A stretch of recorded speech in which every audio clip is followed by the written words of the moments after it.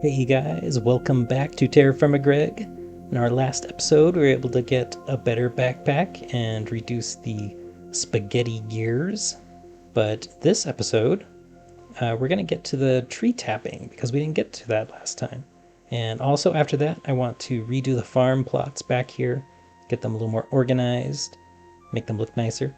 And then we'll see what else we can get to, if anything else. So let's go. To make a tree tap, okay, it's just a copper ingot on an anvil into a tree tap. Okay, cool. I'm not sure how many we should make. I should probably just make a whole bunch, right? So let's whip up I don't know, a dozen? Yeah, let's do a dozen. All right, tree tap, there it is. So it needs to be a couple of these, which is plus 13 plus 13, that's 26 minus 3, so plus 23. So it needs to be 23 below.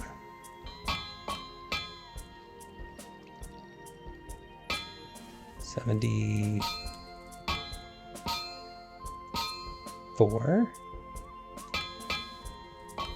There we go.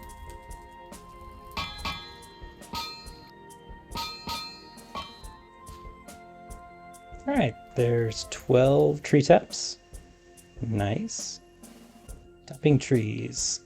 Okay, we are going to want some maples so we can get some syrup. And also, I think we're going to need some rubber. Yeah, you can get birch syrup from concentrated birch syrup, which in order to get that, you need to have birch sap. You get birch sap from tree tapping a birch log. Latex, that's it. You can get latex from kapok, ancient tavea, rubber, fig, tavea. Yeah, the only ones of those that we have is the kapok. There we go, tapping index. We've got birch, so we've got the minimum rainfall there. Good temperatures too. The kapok, minimum rainfall 320. We have to have at least 12 degrees in order to extract it. I don't think we're going to be able to do that. Sticky resin you can use to create resin circuit boards. We are going to need this. How do you get the sticky resin? You can get it from conifer pitch and wood ash, or wood ash and latex. Well, I don't think we're going to be able to get the latex because the latex comes from the kapok and it has to be at a certain temperature. However, the conifer pitch we can get from cedar or aspen, fir or spruce. Ooh, that's a lot of minimum rainfall. I don't think we can do the fir. The cedar, yes, we could do the cedar. I think we might be good with the spruce. And the aspen, no, I think the aspen is too much rainfall. What is our current rainfall here? Right here. Oh, annual rainfall 191. That is not enough. So it looks like the white cedar would be the only tree that we could tap to get the conifer pitch to make the resin. Which means we need to find some white cedar somewhere. Is there another spot somewhere nearby that has more rain? Not entirely sure. Let's take the horse and look. 205. Generally, the farther east you go, you get more rainfall. And the farther south you go, the hotter or the warmer the weather. So if we can go far enough east, then maybe we'll be able to get some trees that'll give us some resin. And it was about 200 right here.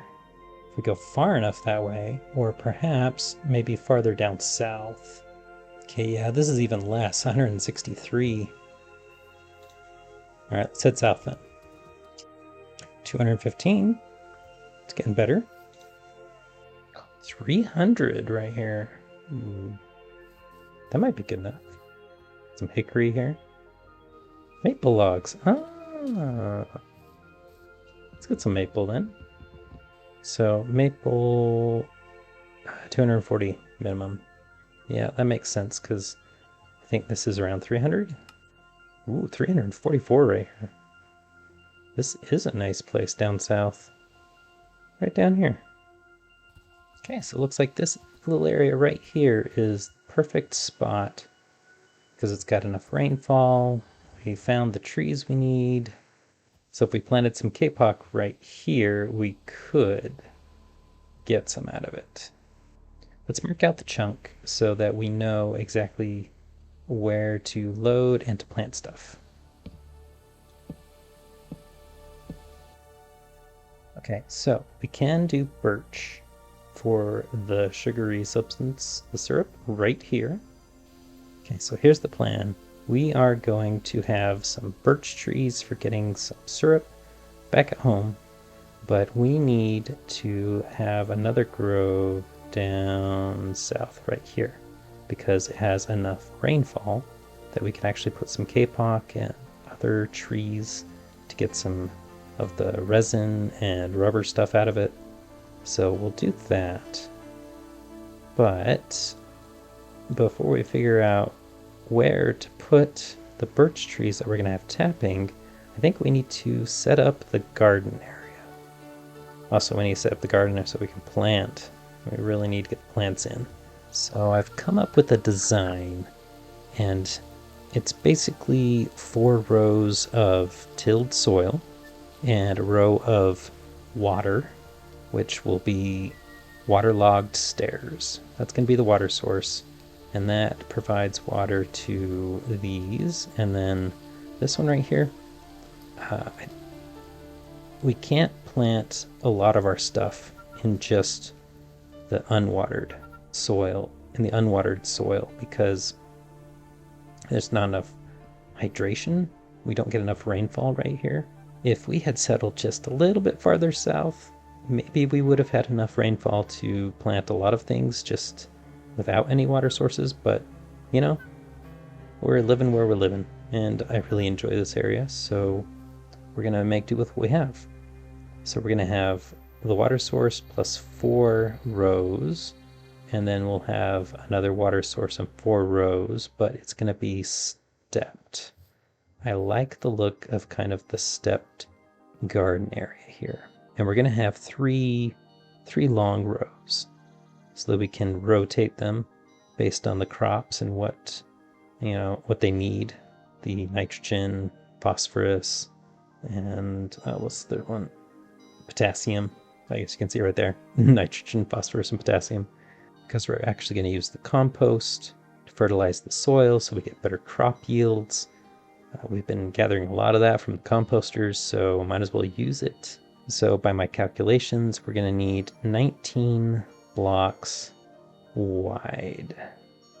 So if we were to look at, let's say right here, which went 19 blocks. 1, 2, 3, 4, 5, 6, 7, 8, 9, 10, 11, 12, 13, 14, 15, 16, 17, 18, 19. 19 would be right to here. We may have to move our trees. So this is going to be the fence part, and then we'll have water, and then 4 rows, and then we'll have another fenced walled in area that's going to go down into there. Yeah, I like that. That's going to be good. Yeah, I'm putting down a wood floor so that the dirt has something to be on and it's supported, because it's going to be terraced. So we're going to come out, and then it's going to go down, come out, and go down again.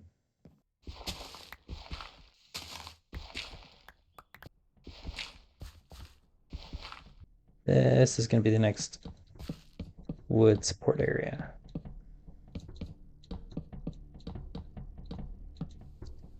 Yeah, this is not going to work because it needs to go down 1 more. And we can't do that. So I guess we'll have to start here and move up that direction.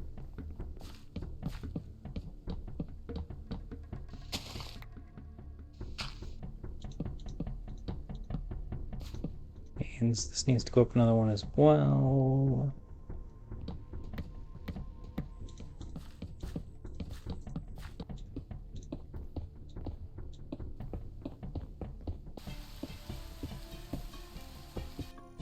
So we've got one of these pretty much done. I am going to fill in these fences with, I think it's maple, stripped maple. I think it matches pretty close to the composter and it looks nice. So I'm going to fill those in when I have it. I planted them over there. It's going to take, what, 5 days? 6 days. But I really need to get some crops in, so I'm going to plant some jute now that I've got at least one of these done. Jute wants phosphorus. So what I need to do is I need to fertilize. So let's get the compost real quick. You can see I've got a lot of composters as part of the walls. So that means I can at least get some more fertilizing back. Let's see. So from 0, 1, we'll do 40, 20, 40. Okay, so if we do 2, that's pretty good. Okay, that brings nitrogen and potassium up to 80. The phosphorus, guano, which is 80% nitrogen, 50% phosphorus. Wood ash gives 30% potassium.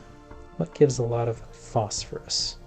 Bone meal does phosphorus, and just phosphorus. So if we're needing a lot of phosphorus, we could just do it with bone meal. Yeah, okay. Let's grab some bone meal, because I'm sure we have lots of bone meal. Okay, we don't have a lot of bone meal, but we do have a lot of bones, which we can grind into bone meal. So let's get that done then. Okay, throw the bones in, and watch them get crushed into bone meal. Nice. Okay, so we've got the potassium, the nitrogen up, phosphorus is up to 40. If we then use the bone meal, okay, looks like 1 stack of bone meal, or 1 stack of bones is enough to get an entire plot done. So yeah, let's go ahead and get this stuff going. All right, that is 1 entire plot filled with jute. And jute likes potassium. Oh, and you can see some of it's already been leached out. So yeah, the jute's going to be here. And then once this jute is grown up and harvested, we can plant something else like green beans, which needs nitrogen. Or, well, and then after that, we could plant wheat, which wants potassium. So we can just keep rotating like that. Once the nitrogen, phosphorus, and potassium get low, we can just use more of the fertilizers. So I think it's sustainable. We can throw, you know, some rotten fruit and old rotten pumpkins, or some of the humus. Get some of the humus and put it in here, and we'll just get fertilizer in the same space as the garden. It's gonna be nice. Okay, a little trick for getting more water out of here in these steps. You can do that and it'll fill in the middle block. If I take from the middle though, it won't fill in. But if I take from the end and move it over 1, it'll fill in. So yeah, just keep moving it over. And eventually you'll have full water. So now we can use the scythe. Another reason why I really like this design that I've set up with the 4 rows plus the 1 water source is that the scythe, you can use it, and it's supposed to do a 5x5 area. So if I right click with the scythe right here, it should do all of this. Let's try it out. Yeah, see that works. And then also if I left click when the stuff is ready to harvest, it'll harvest this entire half of the field in just 1 click. Nice. Let's get this next one down here done. So easy to just do the whole thing just like that. Awesome. We'll let these green beans grow to maturity and let them die off.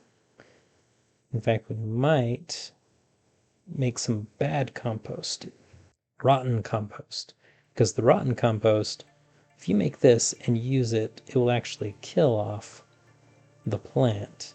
But if the plant's mature and it dies, then it'll give more seeds than what it took to plant it. So you'll get like maybe 2 or 3 seeds back, hopefully. I mean, sometimes you do get 1, but more than likely you're to get 2 or 3. And then we can propagate the green beans more. Now we need to do a whole nother section for crops that want partial water. We could do the exact same thing and have the 4 rows, but then we would only plant on the 3 right here. Let's work on the stairs on this side, because I've drawn that up too. Okay, so I think this is the profile we're going to have. We're going to have the path on top of this wood here. I'm just using the wood as kind of a support for putting things down in case they fall because gravity.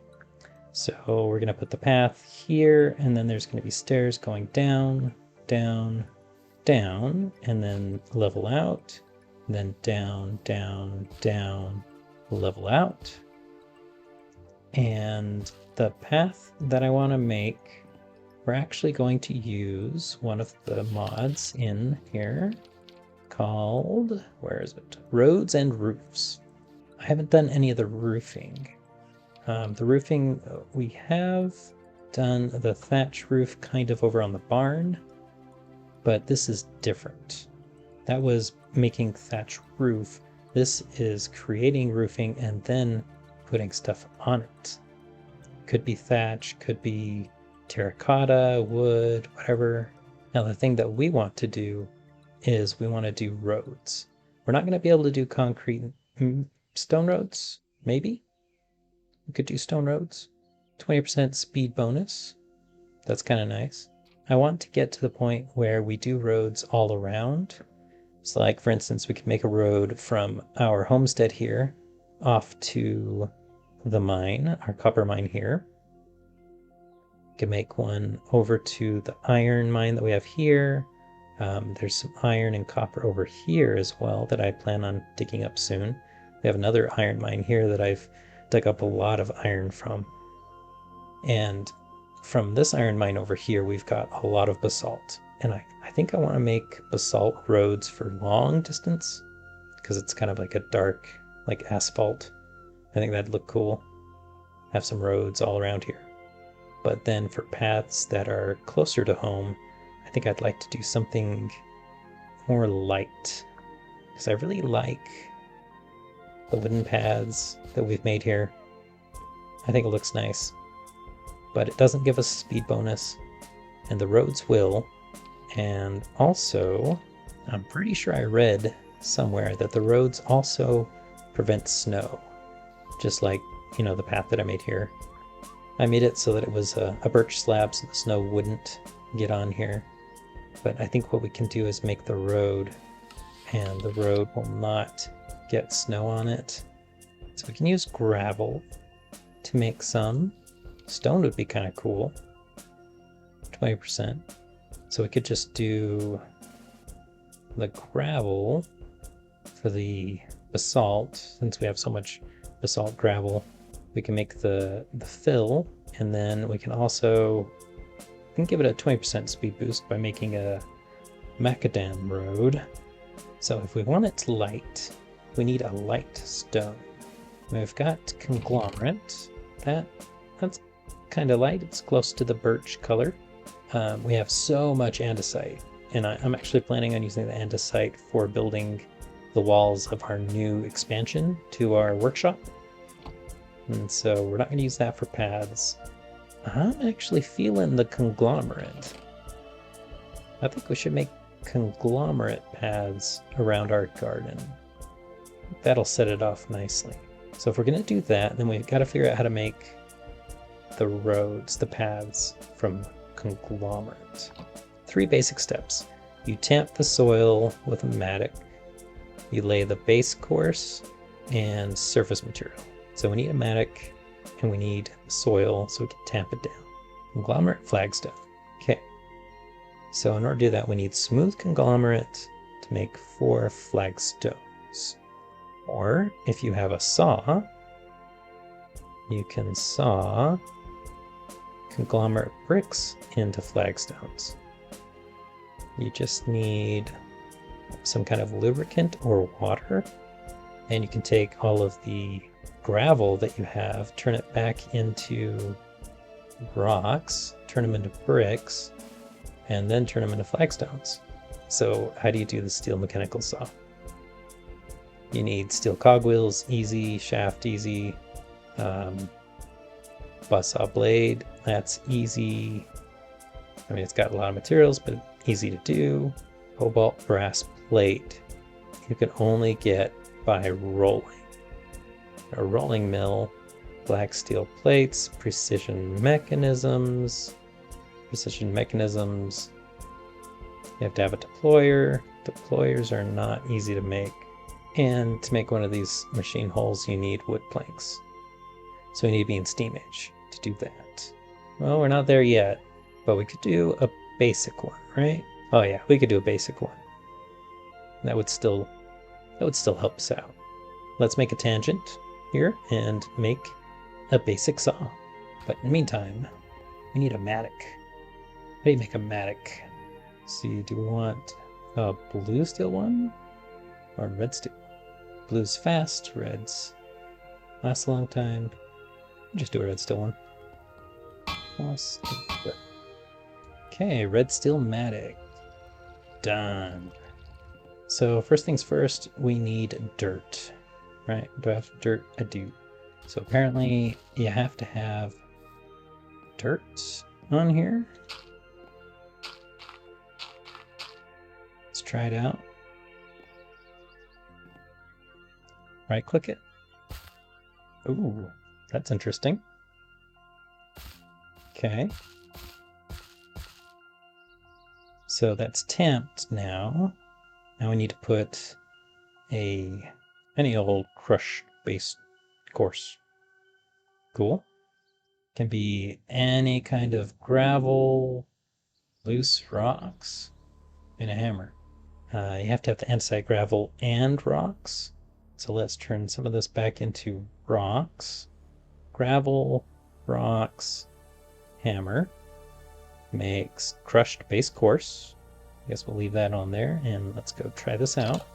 Okay, so we apply it like so.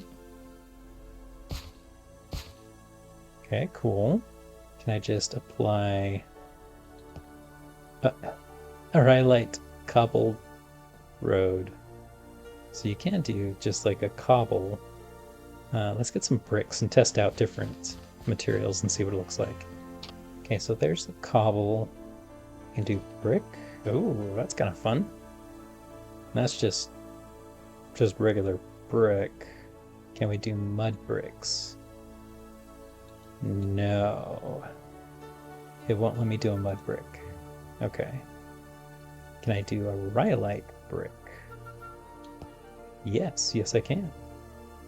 Actually looks pretty interesting too. Okay. So you can't do mud bricks, but you can do clay bricks. You can road bricks and just cobble. Okay, so now we've got rhyolite gravel fill, which we can put on there. So it becomes a rhyolite gravel road. And then if we add more, then we hit it with the paddock again. Okay, and it becomes a rhyolite macadam road as opposed to a rhyolite gravel road, which honestly they look exactly the same. The difference is that the gravel road is a 10% speed boost, the macadam road is a 20%. Is that correct? Yep, 10% macadam, 20. So macadam at 20% is the exact same as just doing stone. But then if you go on to concrete, concrete will give you a 30% movement bonus. So we do want to get concrete eventually when we get into the later part of the game. But for now, I think we're good with this. Now we just need to get some flagstones and see what they look like. I'm guessing I'm going to go with the flagstone. Okay, we're done crushing stuff, so we can turn that off, turn the Hammer on, and throw this stuff in to get processed. I guess we could make some flagstones just to test it out. Let's make it smooth. And then think you pick it up, and the chisel and the smooth, you can make flagstones. Okay, now we can test out what a flagstone looks like. Let's see if we really want to make the saw just for making flagstones. Oh, yeah. Yeah, I knew it. I love the flagstone. I like it more than all the others. Yep, we're going with the flagstone. Definitely. Okay, now we should have everything for the saw. Okay, basic saw done. Now, the mechanical saw takes input from the side. I think it takes input from the bottom too. So if we were to put it, let's say right here, it can only take 32 SEO, and there's 64 at the current speed. So it's basically going too fast. Could put it on top of there, like so. Only flip it over, like that. There we go. See, now it's working.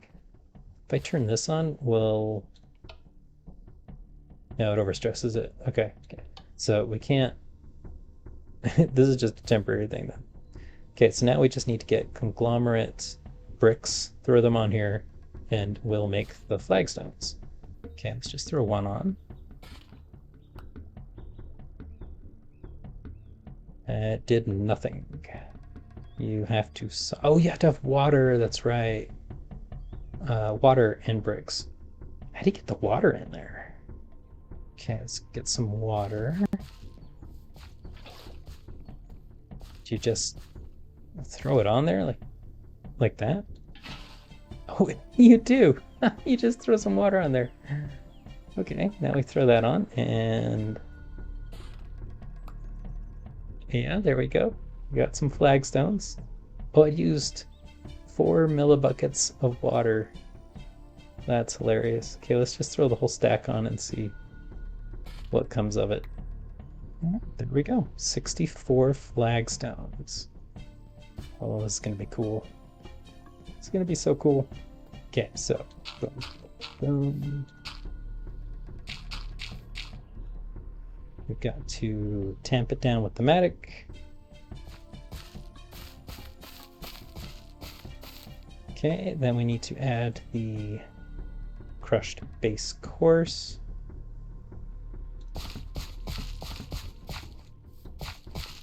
And then finally, the conglomerate flagstones. Oh yeah, I'm liking that. I'm liking that a lot. Oh, that's great. Yes.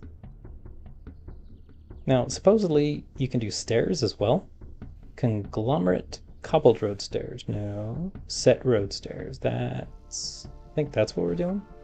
Okay, so use the matic on just a road to turn it into stairs. Okay, so dirt, matic, base course, flagstones. Okay, and we need to turn it into, press end to cycle, yeah, okay. Turn it into stairs. I go like this, is that what I want? Almost. I'm guessing I can probably turn it around though. Well, that just fell right down, didn't it? Okay, stairs. Conglomerate flagstone stairs. Okay, I'm being dumb. That's why. It's because the matic right now is set to stairs. I gotta switch it back to block. Now I can do that. Okay, so if you ever get into that situation, it's just because you had the wrong setting on the matic. So we got the base course, flagstone. Now I want to make it stairs. Okay, conglomerate flagstone stairs. So now I can take that and I can place it where it belongs on the path here. Oh, that was fast. As soon as I hit the road, I was like going speedy. Wow, okay. I'm gonna like these paths. Okay, so we got that. We've got some stairs. We're gonna keep doing stairs down. Now we gotta get the other side in. And then we're gonna make the other side look basically just like this. We're gonna add some more plots. And that's it. This is our first pathway done.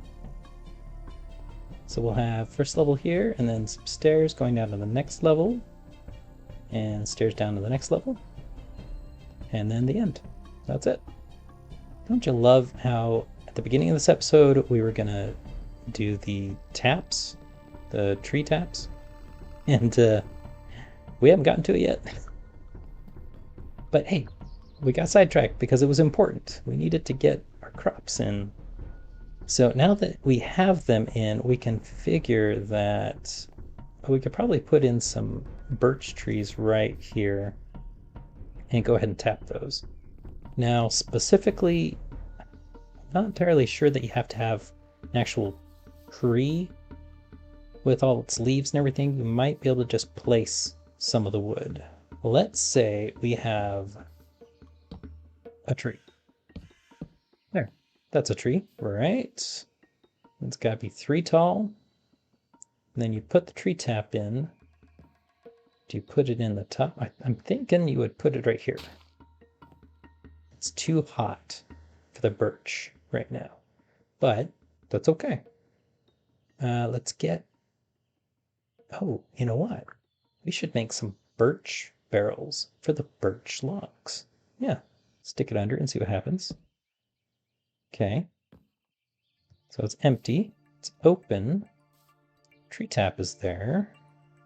I mean, it looks like it's valid. The temperature isn't quite right. It's a little too warm. Okay, I guess we can just leave that and come back to it and see if it works. Let's make some more road along here. Yeah, I like that. That's just so bright and happy. I love flagstone. All right, so we'll make a bridge over to here, make a road that goes diagonal to the spot that we need to go down all the way to here. Okay, is this done yet? How much time we got? Yes, curdled goat milk. It's what we needed. Do 3 curd to 6 salt. Oh, that's a lot of salt. I mean, we can go ahead and generate some salt from the seawater. Takes a pretty long time, but you know what? You gotta do what you gotta do. Suppose what we could do, if we really wanted to streamline this, we could do what we did with the graphite. We could make multiple campfires and pots. We could make a whole ring of 8, and then have them all going at the same time. Oh yeah. This is much better. I can't even keep up. That's a good sign. Why did I not think of this before? This is so much better. Well, that was actually pretty efficient. I liked that. But can we make it better? It's still pretty labor intensive. Can I suck stuff out of a pot using a funnel? Let's try that out. So let's see, can we attach a funnel right here? And we want it going opposite direction. Okay. Now the question is, when it's done boiling, will the salt automatically fall out onto the ground? Look at that, it did. That worked, which means you could put more salt water in directly. Now, in order to use the item pipe, which I stuck on there, the item pipe, it interacts with chutes and with hoppers, but it does not interact with chests or with drums or anything. So if I have a bunch of stick bundles in the chest, they'll get pulled out by the chute and then into there. So yeah, with this hooked up to power, I have an automatic salt making machine. All I have to do is put in the fuel, which the best would be stick bundles because they burn and they're pretty cheap. And then I just have to add the saltwater drum, and yeah, I can leave this going and it'll deposit all the salt down there. So yeah, that is a nice little machine. I love it. We just need a whole bunch of stick bundles. Luckily, we get a lot of sticks when we chop down trees. And also bamboo can turn into sticks, so we can get a lot of stick bundles that way. Okay, so if we're going to be getting salt automatically like that, we should probably plant more bamboo so we can have lots and lots of sticks. So I'm actually going to plant bamboo all along the side here.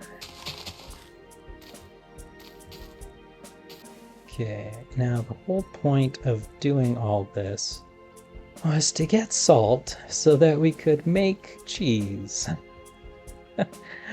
Boy, was that a tangent, but hey, it was an awesome tangent. We have automatic salt production out there. That is cool. Okay, I think all of this is mature, right? Yes. So let's do our first harvest with the scythe. Okay, now if we just do in the middle, and we go 1, 2, 3, I think right here. Oh, no, that just did that. Okay, fine.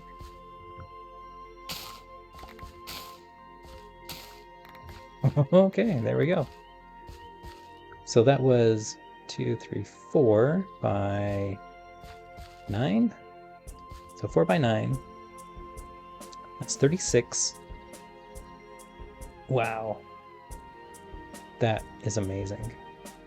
So 36 seeds got us almost 4 complete stacks of jute.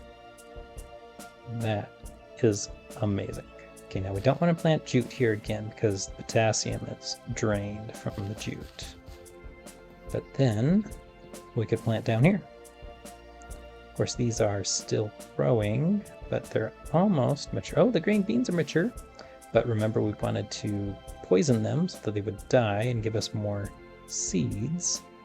So I've got some rotten compost, which I made from combining compost with soot, which I got from charcoal powder, wood ash, and glue. Charcoal powder, you just have to crush charcoal dust, and you get charcoal dust from charcoal. So that was pretty good. I mixed that together, and now if I use it on the green beans, then it should kill them. Yes, dead green beans. So now, harvest that, and I got 3 green bean seeds from 1 plant. Let's try that again. I got 2 that time, but still, 5 green beans. That is great. So the nitrogen's gone there and there, but we could plant new green beans here, and here, and here, and here, and here. And then, of course, we gotta put sticks on them. So hopefully they'll be able to grow up and I can kill them off as well and get more green bean seeds. When we turn 2 into 5, that's more than double yield. Okay, so while doing the paths, I needed some more conglomerate flagstones.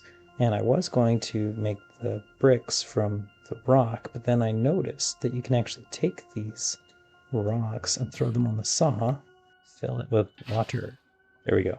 So now if I throw a stack of rocks on here, they'll turn into bricks.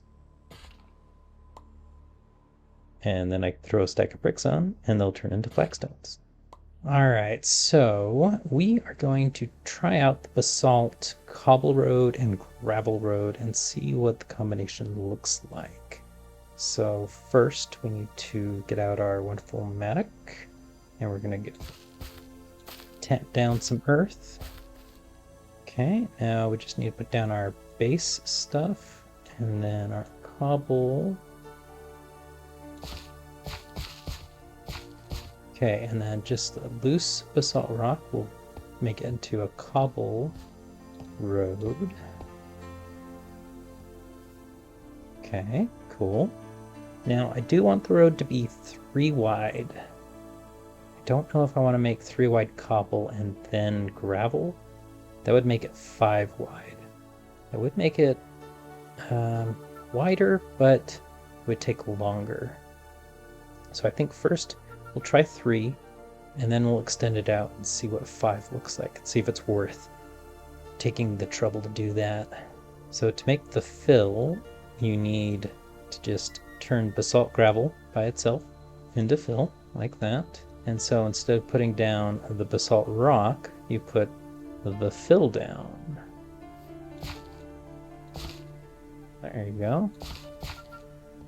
All right, that would be the road. Except I think that's just a gravel road. What you can do is then put more gravel on top and use the mattock and tamp it down again. Turns it into a macadam road, which is the same speed as a cobbled road. So we would definitely do that. There we go. That would be a 3 wide road with just cobble in the middle, some gravel on the side. Does look nice, but I'm guessing we're probably going to want the 5 wide. Well, let's try it out and see.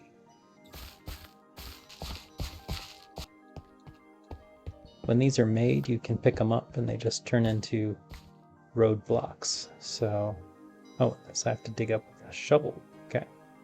So then you can just, put them back down. Just like any other block.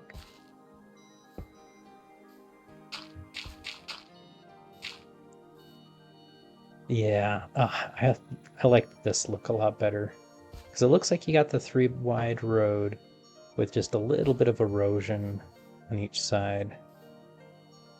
Yep, that's what I'm going to do. Let me show you what road I've got so far. I've got this bit of cobble road, and it's just 3 wide. I haven't done the sides yet, but it stretches pretty far. Okay, and right here where it bends and goes diagonal, I've got this road finished. So it's got the cobble and the gravel on the sides. So it looks more like a worn road. Now we've got this bridge that I built to go across the river so that we could make it from the road to here. And I love the flagstones on here. They look just so cool. And there's a view of the bridge on the side. Got some wood posts going down into some brick anchors. A little bit of railing on the side. Keep people safe so they don't fall off. And I think with that, we're going to call it an episode. It's been quite a long time in real time. It took me a lot of time to build that road. I don't know how much I edited in, but wow. So I hope you guys enjoyed, and we'll catch you later. Bye.